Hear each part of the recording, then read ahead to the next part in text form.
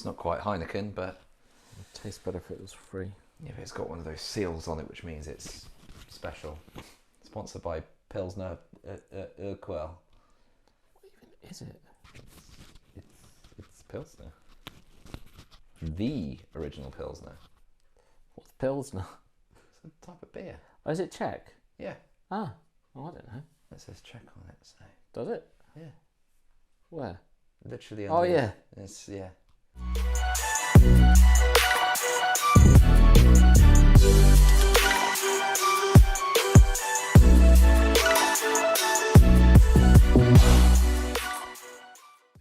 Let's go. What is up, YouTube? It's James from Robin Henry Watches. You forgot your name for a second. I then. did. It's been that long. When was the last time we put a video out? 2 weeks. No, it's not. It's been longer. 2 weeks. It's been longer. 2 weeks.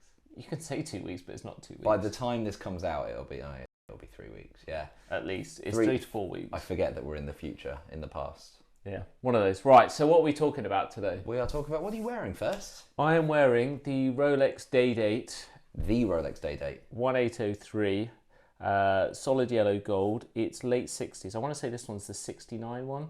Yes. I think, yeah, because the white gold is 66. So this is the yellow gold one set to, it is on the right day, Thursday, but apparently it's the 6th. And So it's you've got the wrong Thursday. And it is 2 minutes past midnight, and the seconds hand isn't running, but it does work. So you can check the date because it hasn't got a stupid like heart emoji or a diamond or something.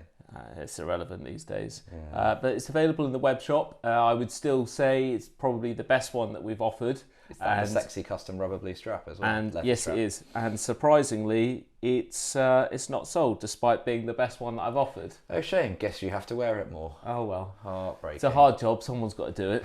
So what are we talking about today? Well, we've touched on it with the emojis, but I've got some axes to grind. But we'll broadly talk about Watches and Wonders 2023, about 6 weeks late. But so yeah, we're several weeks late. So don't watch our channel for the latest news and reviews. Or Theo and Harris.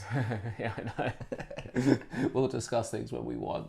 So yeah, Watch and Wonders happened. When that was all coming out, especially on the Monday that it launched, I was kind of all over the what's coming out and looked at it for a day or two since. Since then I haven't looked at it, so I'm a little bit out of date, and we haven't prepared as per normal. So this will all be from memory, but we're not here to discuss specs. So what was your favourite thing to come out? Well, let's just... favourite? Let's narrow it down to Rolex, Tudor, and if anything else particularly comes up, basically Rolex. We'll stick with the big boys. It's unpopular, but I'm going to call it the Cellini because it's a Cellini, even though it's the 1908 Perpetual. So the Cellini was discontinued, essentially. So they came out of the 1908. Which is suspiciously like a Cellini. So interestingly, my initial thoughts were don't care, don't like it. Then I was talking to a friend of mine, Nico, and he was like, I really like it, and I was like, eh. And then I went and looked away. I went away, looked at it again, looked at some more, and I've come round to it. I do really like it as well. I don't like the price tag. No. And I don't like. It's not awful, the display back. Because it's got a transparent case back. It just feels wrong. Because it's a dress watch. I mean, they are done in dress watches, but it's just not very Rolex, and it's not the worst. No.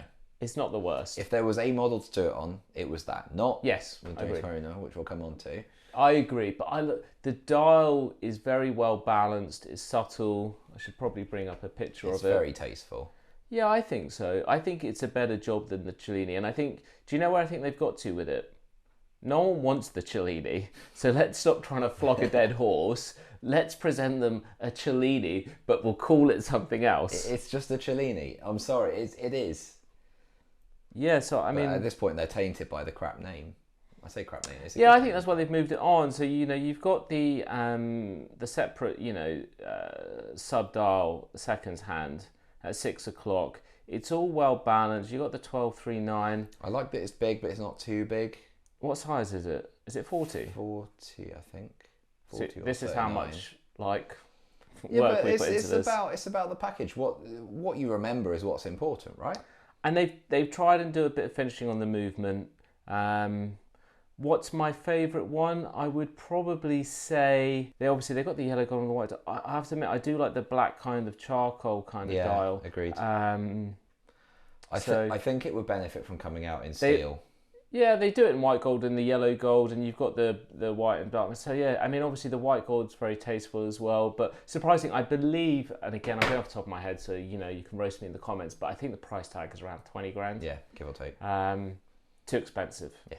Yes, it's comparative to some others around there, and you could say, oh, what about the the Patek Calatrava and things like that. But Rolex isn't Patek. I would have liked to have seen it more around 15. I think that would have been a bit more palatable. But, my guess is that after a while, these will be available and you'll probably be able to get them at a discount. You always could with the Cellini, so I just think it makes sense that you probably will be able to get those. I suspect the problem they've almost not created, but what they've now got is if they go any cheaper with it or they go to a steel version, it'll become a Datejust killer.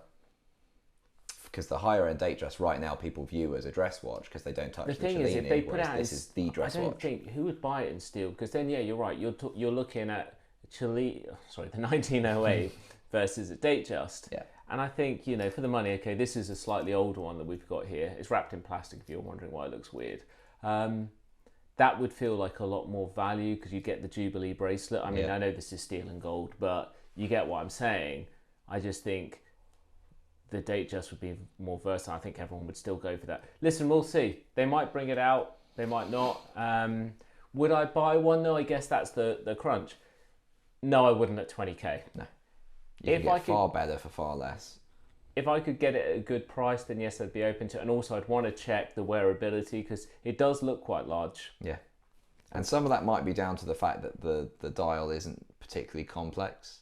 Mm-hmm. They've kept it very simple so that it looks like a lot of blank space, void space, whatever you want to call it. I think it's well balanced. It's a 30. Okay, so it's a 39mm. Yeah, there we go. Here's a bit of research actually put in. Well done. 9.5 mils thick. So that's a really good thickness because it's not chunky like a sports watch. I mean, this thing is a slab. Mm-hmm. That's the Tudor Black Bay 41, and then you got something like that's the outgoing Submariner. So I think it'll be thinner than that.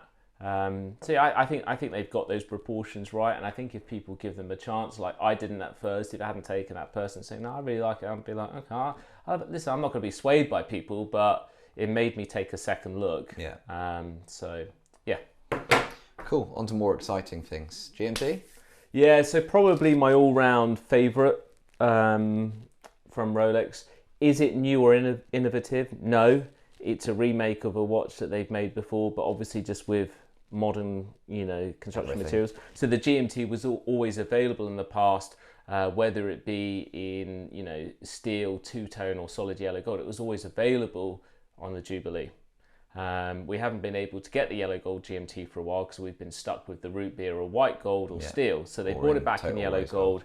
I think it looks absolutely awesome on the Jubilee, yellow gold Jubilee. So that is right up there, but going to be very hard to get. So exactly. It's the epitome of luxury, isn't it? Solid yellow gold travel watch, It's going to be expensive, so it's going to be a hard watch to get anyway, let alone it's a lot of money to spank out. Mm-hmm. Obviously then you've got the two-tone, which is more affordable, but again, how hard is that going to be to get, even being two-tone? I mean, you go back 4 or 5 years, no one wanted two-tone. Whereas now, if it's Rolex, people will just want anything. Yeah. The peak element for me is that bi-coloured black and sort of ghosty grey bezel. That's seriously cool. And I was just trying to bring up a picture of it because it is super nice. It's subtle. It's so subtle. Some people didn't even realise it was bi-colour. Do you know what? When I first looked at it, I just presumed it was almost the root beer colours because like on the Monday when it comes out, they release so many watches and you're looking at all the brands, you're like searching through it all. But yeah, it's really subtle and muted. So they've made it different, and it goes well with the yellow gold. Yeah. So if I was going to buy or able to buy a Rolex watch from the Watch and Wonders release, for me it would be the two-tone. Yeah. Yellow gold is it's too rich for me. Times are hard, so I'd have to go with the peasant gold and steel. But that in itself has its own draw because less people will be drawn to it. So ergo, it will be less common. So you've got something that's more not unique, but you know what I mean. It's there's an appeal in that for sure. One thing we mentioned about not spotting the two-tone bezel. Did all the photos look really dark this year to you? Yeah, I was just looking at that one of those pictures. Yeah, it was dark. Everything looks like it was taken in like. It's just an odd choice. When Maybe it was bad weather in Geneva. It was cloudy. They were taking photos under the full moon whilst Amiga was dipping moon swatch hands. Maybe they were as prepared as me and you are, and we're taking pictures of the morning of the releases. Who knows? Who knows? The crime that is the Daytona. Yeah. The Platona. So the Platinum Daytona, they've redone all of the Daytonas. So essentially the old models are all discontinued. You now have the new model. As is the Milgauss. So the I forgot Milgauss is dead. Oh no! Someone got upset with me. They messaged me about that, and they're like, "I've got the Milgauss, and I really like it." I was like, "Well, that's cool." Well, it's a good thing you've got a watch that has the same anti-magnetic properties as every other brand 10 years like, ago. If you like it, that's cool. I was just like, I've never liked it, so I didn't see the point in it. No one really goes in to buy Milgauss, do they? Yeah. You'll take it if it gets forced on you. Actually no. Buy this Milgauss and I'll let you have a gold GMT. So yeah, the Platona. So yeah, obviously it's got the updates the same as the other ones. Obviously, overall the Daytona's been updated in terms of the bezel and the kind of new thingy around it. The edge, the frame. That's fine. You've got the new dial layout, which most people don't like, but I like it. I think it's better balanced. I think it all looks very smart. Fucking hell, I was older than I thought it was going to be. Living in the ghetto here. Forgot to shut the door. Yeah, you did forget to shut the door, so that's on you, producer. Well,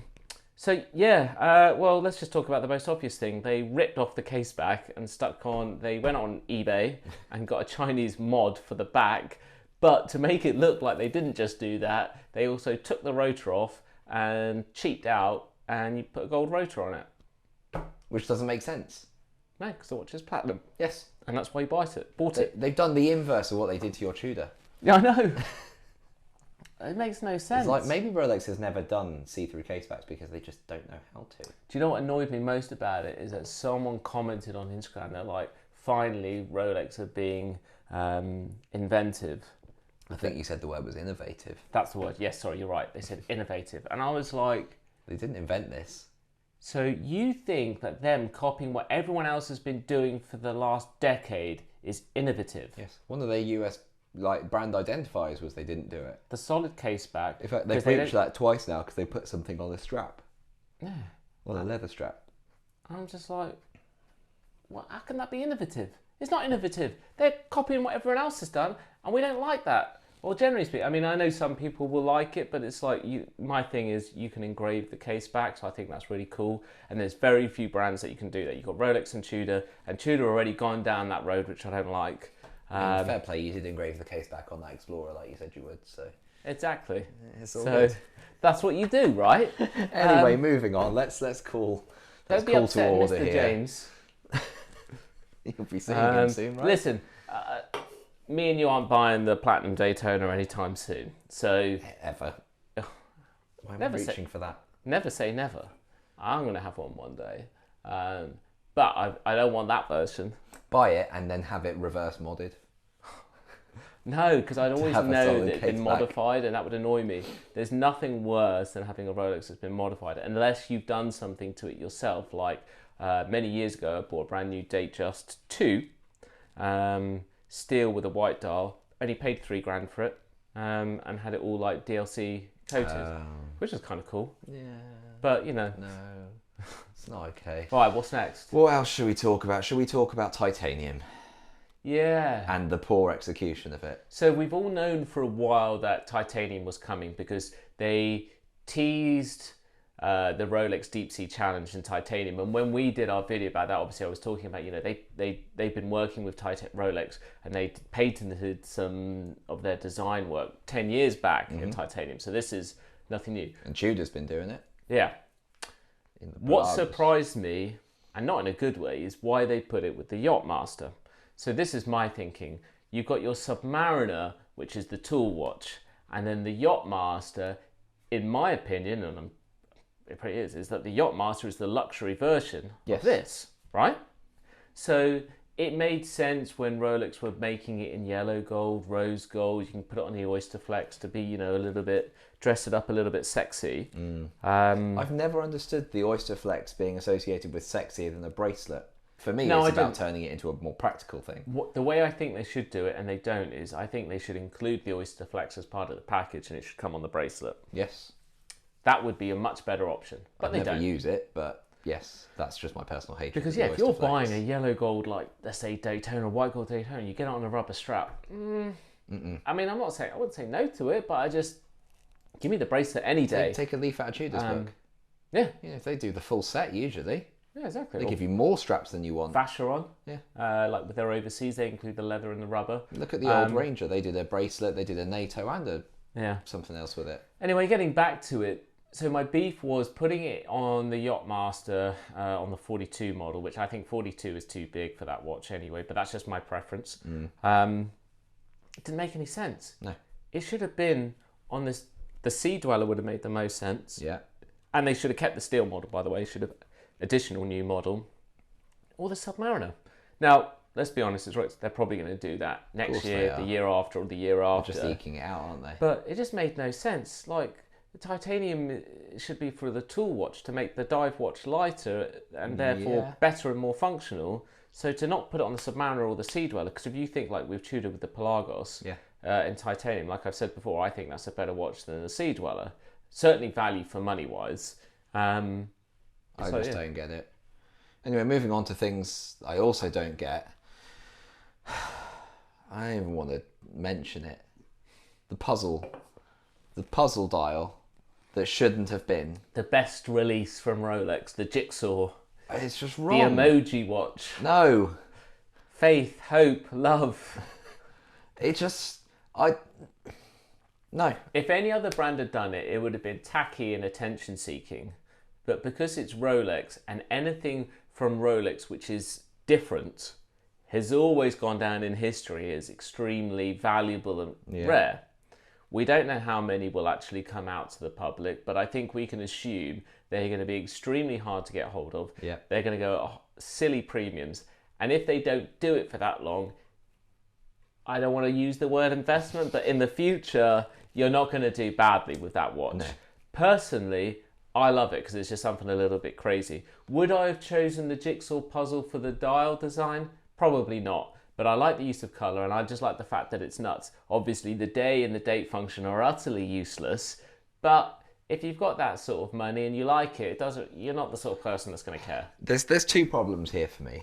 Problem one. Zero problems. Every funky dial they've done in the past, which are great, by the way, and it's why I actually really like the bubble dial. Not that I would ever wear it, but I like that. That's Rolex delivering funky but functional still. Everything they've done in the past has always been functional. Taking away the function of the day and date windows, it's so anti. It's still a watch. It still tells the time. Everything. It's against everything. And probably part two, which is not helping Rolex, is last year Tag Heuer did the exact same thing, but with a Mario Kart set of symbols. And that's kind of all I can see there. Completely different. No, but that's all I'm seeing. Every time I look at it, all I see is Mario Kart. Tag Heuer with their Mario Kart is absolutely nothing like this. No, but it's tainted the funky use of date windows. No, I mean, like I said, if another brand had done it, it would have been tacky and attention-seeking. But I like the execution. I like the fact that it's nuts. It's not like there's going to be 20 available from every Rolex store. So there might be when no one buys one. You know that they're going to get snapped up, of course they especially by big collectors or anyone that's speculating on the market. So. Which I don't like. But it should have just been the bubble dial. If they'd only released it, and the other thing it's done is it shadowed the bubble dial. Because everyone looks at the jigsaw puzzle as the cool, funky one. They should have done one this year, maybe do the jigsaw puzzle next year. Maybe they did the bubble dial just for the peasants. Maybe. I don't know. I don't know either. Take it up with them. Right, I'm done with this. It's stupid. Let's talk about Tudor. They shrunk. Yeah, okay, yeah. So the Black Bay 54, which the 54 seems completely irrelevant to the size of the watch at 37. Which, by the way, we've just got right. I think he got wrong on day one. They called it the 55. Did they? And you think I'm bad? I mean, they probably had people in little sweatshops just being like, they've released another one! Yeah, I know. The speed that those are, they literally have like a bank of like 20 journalists. Can anyone proofread my article? No, I'm writing about the other Tudor. Which other Tudor? They've done 4 since you started writing. Just send it. It's just press send. Yeah, listen, well, you can't give them too much for that. And obviously we're 6 weeks late, so you know. Exactly. And also for us watch geeks, it's free. Anyway, to consume their content, you just have to avoid Hodinkee Insurance, their shop, their books, paperweights, watches with Oris or whatever else, I don't know. But anyway, yeah, awesome. So it really kind of harks back to their vintage roots. I love everything about it. I like the crown, I like the size, I like the thickness. Yeah, it's a win. And for me, I'll put my money where my mouth is. When I can get one, I will buy it. Yeah. Interestingly, I spoke to some authorized dealers and said, I'll take one when they're available. And they said, yep, you're first in line. So that was the first thing that shocked me. That's interesting. But there was a caveat. There's always a caveat. You have to pick it up in store. And I was like, I've been buying from you for many years and you post to me because of where I live. I can't get to you. No. Oh, what about that 200 grand I spent with you? No exceptions. It's from Tudor. And I'm just thinking, so whether I don't think the demand is going to be off the charts because I contacted them about a week after the release and I was first in line. And also, especially, maybe it's just in the part of world where we live, like Channel Islands, UK, everyone's still so obsessed with, the 41mm or the 40mm. They're going to think 37 too small. Now listen, I've got to be objective. I haven't tried it on, but I think 37 is going to be the sweet spot. I mean, the Black Bay 58, which is 39mm. How much of a chunker it is still. Yeah, absolutely. It's a great size. I mean, the Black Bay 58 is as big as I like to go. Especially when I buy it in gold and lose a lot of money. We're still talking about that? Yeah, I know. You live and you learn. So that's 36. So it's going to be bigger than that, but with the bezel being, the commanding thing that you see on it, it will wear much bigger. Yes, and it'll be thicker. But, well, actually, I don't think it'll be too dissimilar. I think it will have a very good profile on it. Yeah. I'm not saying it's a and bad I think thing. the good thing with Tudor is you can buy their best-selling dive watch in 37mm, 39mm, or 41. So everyone's covered. And I think that's the main thing, as a consumer, we have an option, you can buy, the big boy, or all the way down. All the way down. Yeah, that's it for me. So the Burgundy 41, interestingly. Just about to get on to that. So they did kind of 2 big things there. One, the most obvious cosmetic one is it's now available on their Jubilee, not Jubilee, 5-link construction bracelet. Why don't they just own it and call it a Jubilee? I know, they've literally got the rights to it. Yeah, I know, just call it that. That's how pathetic the big brother little brother relationship is. Like, Daddy, they've got a Jubilee, and it's made by the same people. Can we call ours Jubilee? No. Little Rolex there, he's earned his Jubilee. Well, they should have made a name for it. Like, you've got the Oyster, you've got the Jubilee, you've got the President. Yeah, but Tudor doesn't get to name their own bracelets. Why can't Tudor name a bracelet? No, they're not allowed to. Because they're not so important. Anyway, so you got the Jubilee, which I think looks cool, but it's only available on the Black Bay 41 right now, and it's only available on the Burgundy. For now. Odd, come on, just give us what we want. It's like they do it deliberately. It's also now, the movements are now METAS certified, which is just, is it going to make any difference day to day? Absolutely none. Nope. But it does feel like you're getting more value for your money. Well, it's a natural step, isn't it? What price do they come out? I don't know. 3 grand? Yeah. 3.5, 4. I don't think it's even 4 grand. I think that's way over. But I mean, for that money now, you're getting serious value. So props to them. I think I quite like the Burgundy as well. Well, the first Tudor Black Belt, I got one when they first came out, and I believe that was like 2013 or 2014 when they just re-released it, and I had it. And at first, it wasn't even available on a bracelet. It was only available on a brown strap with a deployant. Yes. So I owned that one, and then I did own one on a bracelet later on. I really like the Burgundy. Am I going to buy it? No, because I know 41 is too big for me. I have a 41, which I was given, and it's I love it, but it's too big. So no, I won't buy it. But props to you, still wear it. Yes, it's got a lot of sentimental commitment value. to the cause. Not many watches have penis engraved on the back, so why wouldn't I? This is true. So yeah, did they do anything else? Yes, they did a polar dial GMT. The opaline whites. I'm gonna start a trend here of fake nicknames for things like the Omega Hulk So and the Tudor Polar. yeah, I mean, I like the change, but it's like, when the are you going to give us the GMT in a smaller size? One of the guys that I follow on Instagram, I can't remember his handle, it's Tudor something. Tudor time. No, No. could be, I don't know. Anyway, he posted it up and I was like, yeah, I really like it.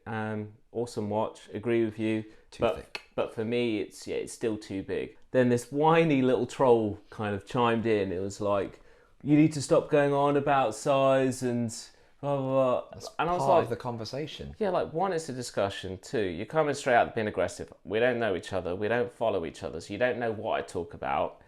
And unlike you, I own one. First of all, I've owned the GMT before. You have to live with it. And I have. This is exactly the same case. So I think I'm entitled as an owner, unlike this guy, to be like, it's too big. Yeah. And I said the thing to him, I was like, would you buy a pair of shoes that's 3 sizes too big for you? Yeah. I said, maybe you would because you've got a small dick.